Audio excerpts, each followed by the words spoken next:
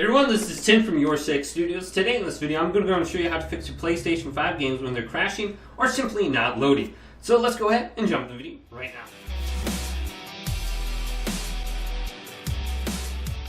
So to fix this issue, the first thing we want to go ahead and try to do is to launch our PlayStation 5 into the safe mode menu.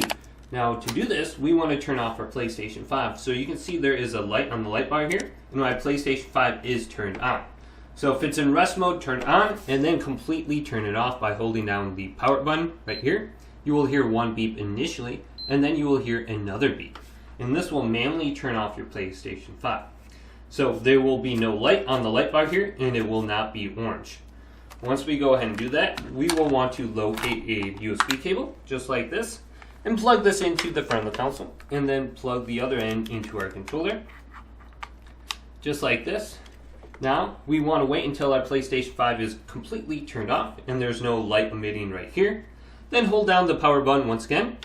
We will hear one beep initially, and then about 5 to 10 seconds later, we will hear another beep. And this will launch our PlayStation 5 into the safe mode menu. So I heard that second beep, but let's go on over to my TV. Now, using the D-pad, go on down to where it says option number 5, clear cache and rebuild database. And go ahead and perform option number 1, clear system software cache. And this will be equivalent to unplugging your PlayStation 5 from the wall outlet for approximately 1 to 2 minutes.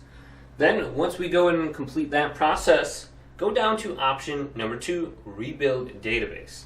Now, if you do have any kind of like copying issues or installing issues with your hard drive, this should go ahead and fix those issues for you. And it says it may take a few hours to rebuild the database, but in my experience, only takes like 5 minutes to go ahead and do this. And it'll restart your PlayStation 5 a couple times, and it'll give you an estimated amount of time of how long it's going to take.